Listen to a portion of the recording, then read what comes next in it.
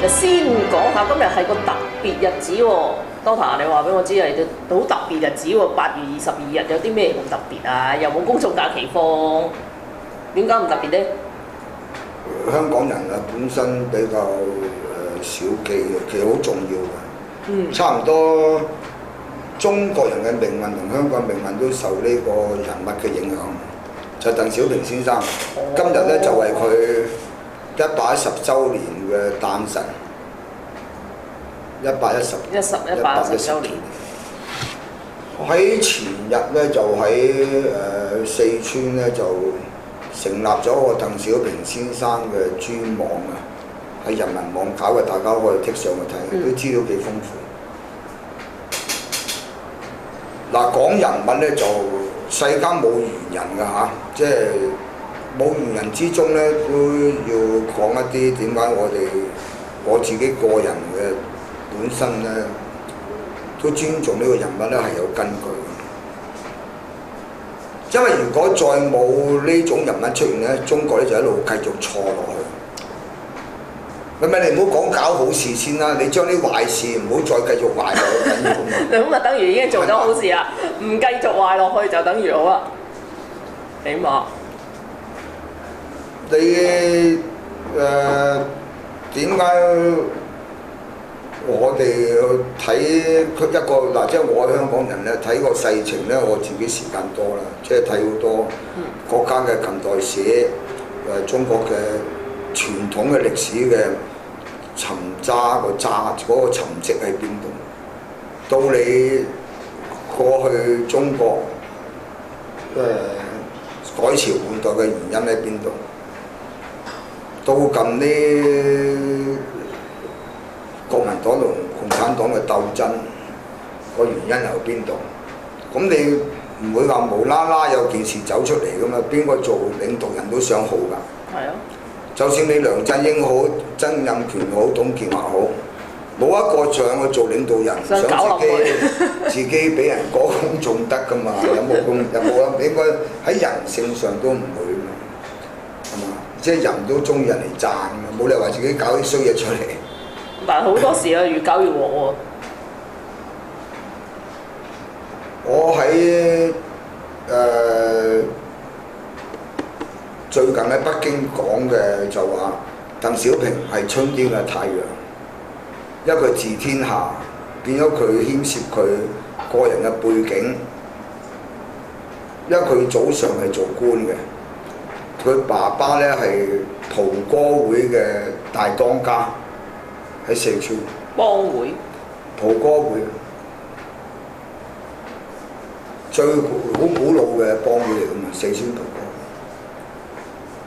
咁啊，佢呢啲咁嘅都係資產階級出身嘅人，但佢好年輕啊，去留學法國，所以佢嘅出身背景，因為佢爸爸係呢啲咁嘅幫會中人，同埋佢祖上係做官嘅人咧，佢好遵守嗰個中國傳統嘅儒家嘅道統嘅。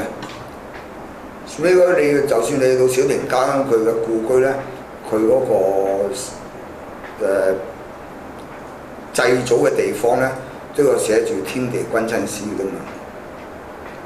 好啦，佢出身呢個環境，佢變咗好注重嗰個家庭倫理觀念嘅。所以鄧先生就年輕咧，同佢出嚟做工作到啦，佢每日都翻屋企食飯，中意同埋太太啊、自己嘅兒女啊，享受家庭嘅快樂嘅。變咗到後期，佢做到副總理、做財政司長，佢一路催人搞革命。佢定政策咧，佢會諗到社會嘅倫理問題。但毛澤東唔同啦，毛澤東係一個悲劇人物嚟嘅，佢冇家庭溫暖㗎嘛，幾個老婆，四分五裂，年輕啊淨係搞革命，哇25000里長征，顛沛流離。變咗佢一個人嘅歷史背景咧，佢喺佢個腦海咧，呢個家庭觀念咧好輕嘅。但當年佢引中咗共產黨嘅主義，行嗰條路線，佢唔行又唔得喎。嗰時係一個國際性嘅氣候，因為你係攞蘇俄嘅做背景先支持自己嗰個黨嘅存在，先有能力去搞革命啊嘛。變咗佢當年咧，佢係一個好無情嘅人嚟㗎，佢唔可以有感情，即係差唔多敵我鬥爭，唔係你死就我亡。變咗佢打天下咧，就係毛澤東嘅歷史背景嚟。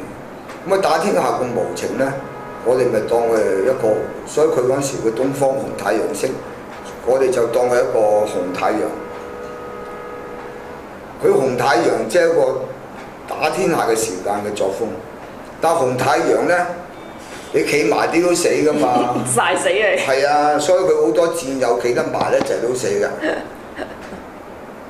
你就算周恩來企埋唔死得甩皮甩骨啦，大佬，佢啲嘢錯就唔敢出聲，係咪先？邊度敢出聲？係咪啊？嗯。所以有好多時代背景嘅。能打天下，唔能治天下。打天下同埋你治天下，同埋你嘅出身環境，你個人嘅胸襟，係咪先？所以兩個人唔同嘅。好啦，到你毛澤東嘅功過，自有咗佢哋黨部都有功過啦，7·3開啦。但佢最傷咧就係個文化大革命啊！文化大革命帶嚟中國一個斷咗個文化，破壞咗個社會道德倫理啊嘛，所以佢嗰個遺禍咧就嚟到而家嘅。你再加上你個共產黨嘅冇感情嘅黨性，冇人性有黨性嘅思想。咁你混合體咪死咗？你再有個皇權思想混合體，因為佢呢種混合體嘅人咧，佢毛澤東帶落嚟咧，就算而家你睇到你做生意好同人交朋友都係咧，佢係急功近利嘅，超現實主義，一用完你咧就收工㗎啦。係啊，你有可利用嘅時間咧，佢就埋你同你埋堆，大家一齊埋堆；一冇利用時間咧，佢就跳船走第二樣。所以佢出咗啲人品咧，就你最近睇到咧，劉夢紅之流就嗰類人。嗱，佢呢種咁嘅中咗毒咧，佢唔知啊嘛。佢用咗呢咁嘅作風咧，跳嚟跳去咧，話趨炎附勢啊，跳得快啊，埋堆啊，咁埋埋我上一個禮拜講過嘛，話你埋下咧就出事，就咁樣出事嘅。嗱，佢唔埋堆冇事噶嘛，佢就搞埋堆咪出事咯。佢而家咪出咗事咯，已經。呢個就毛澤東帶嚟我哋中國最大嘅傷害啦，喺個文化大革命啲毒素變咗你令，就算你鄧小平撥亂反正，又要個經濟行先，但佢補充唔到呢個政治嘅改革，又補充唔到個文化嘅改革，變咗而家啲人揾到2個錢咧，佢都仲要急功近利，做咁多有毒嘅食物啊！唔顧個生態環境啊！就冇咗老一脱嗰個道德。就算你有權力喺手嘅人，佢都唔去考慮你去喺個社會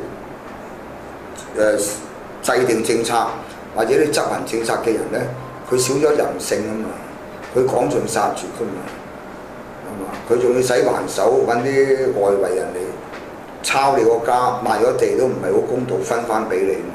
喂，如果你剷平咗人哋啲樓收嚟發展，你好公道拎去拍賣，賣咗之後，就算你拎一半出嚟分翻俾嗰啲受傷害嘅人，佢起翻間屋俾佢，就有錢俾翻佢咧，冇事㗎社會。只有你話你個社會發展時間咧，大家分享到個利益啊嘛。但係唔係啊？但係而家佢唔係話佢係有錢，但佢揦到盡啊，佢唔俾人啊嘛。所以呢個咧就係毛澤東帶嚟社會嘅喺嗰個人倫道德嘅傷害。好啊，但係你鄧小平喺一個咁大嘅潮流、咁大嘅阻力，去撥翻正嗰個黨嘅路線咧，係好多壓力㗎。好多阻礙啊！佢唔係啊，所以話楊尚昆要幫佢護航啊嘛。當年你嗰陳雲嗰啲都未去過深圳啲特區睇過。所以我哋紀念鄧小平先生咧，唔係話歌功頌德喎對佢，即係對一個時代都出到個咁嘅有氣魄嘅人，佢夠膽糾正翻嘅錯誤咧，都係好難得嘅。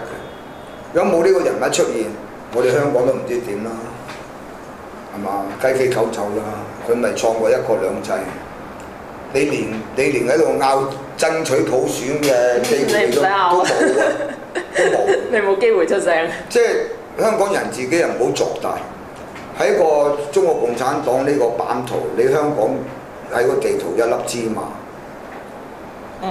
全部犧牲晒你啊！如果你影響到個政權，佢有咩所謂啫？唔關佢事啊嘛，佢一樣翻工放工上班，一樣王朝馬漢，一樣喺度大排筵席，係嘛？佢咪當你香港冇咗咯？我咪將我廣州啊，將我廈門啊，將我上海做港口啦！你驚你啲人唔嚟做生意咩？冇錯啊！會唔會啊？留翻澳門喺度茶單篤晒都得㗎。冇錯啊！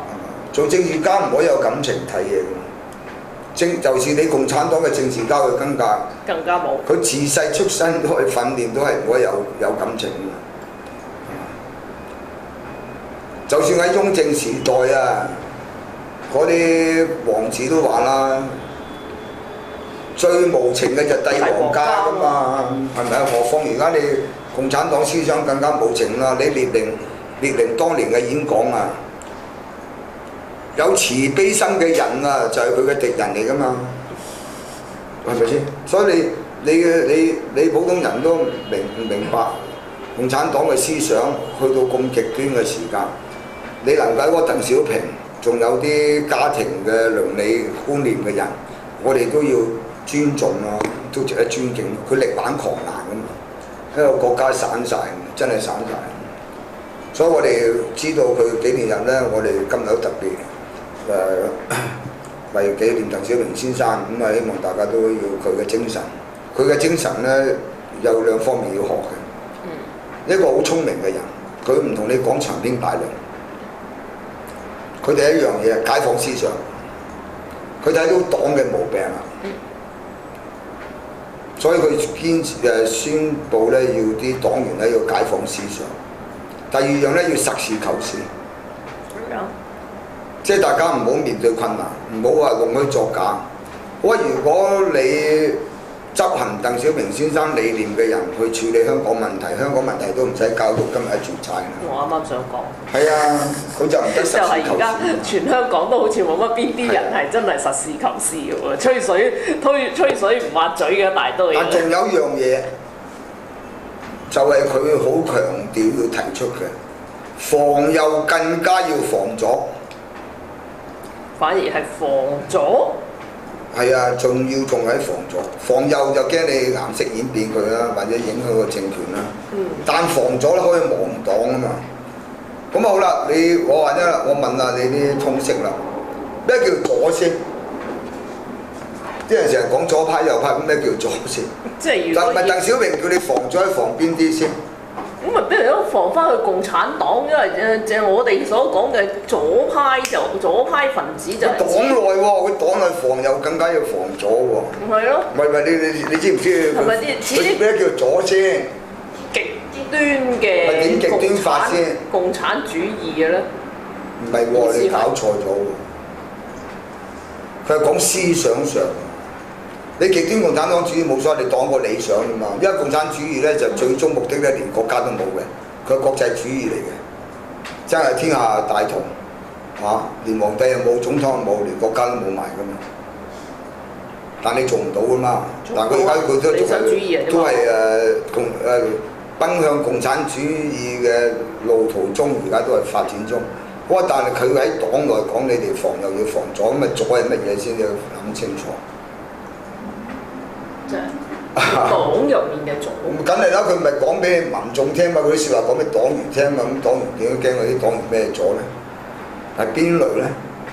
你所謂嗰啲土，係啊，所以如果你咪土共佢咁係邊類咧？咁如果你唔清晰咧，所以你香港搞到咁亂龍咧，你唔識得攞去共產黨嗰種理論咧嚟對付翻佢，咁你咪唔夠拗咯。你違反咗鄧小平嘅思想，咁佢輸俾你喎。所以你同佢共產黨辯論咧，你唔識辯論咧，你輸啊！你係用翻嗰套嘢嚟制衡翻佢，你用其他學説咧，你唔夠佢搞㗎。佢嗰啲又奸又詭辯又成㗎嘛。可能你話喂，鄧小平先生話防右更防左，而家你係左喎，咁你左獨喎。有香港就係左獨蔓延死㗎嘛。咁啊補充下啦，即係因為你係年青人，好少人諗到左嘅。左咧佢有兩套左嘅思想嘅。兩套好多㗎。嗱第一套咧就好多人跟風親近共產黨嘅人或者黨員，一切咧與共產黨嘅命令或者與共產黨嘅決策咧就當神咁拜嘅，即係譬如你嘅上司或者你嘅書記。咁呢個係左嘅人，即係太左啦，冇一個人意見，就又冇科學精神去檢查佢講嘅説話咧合唔合理。總之啊，黨噏乜嘢你係噏乜，黨噏乜嘢唔噏得，係啦。簡單講就係呢個屬於係左毒嚟嘅，即係左嘅毒素喺你嘅思想上。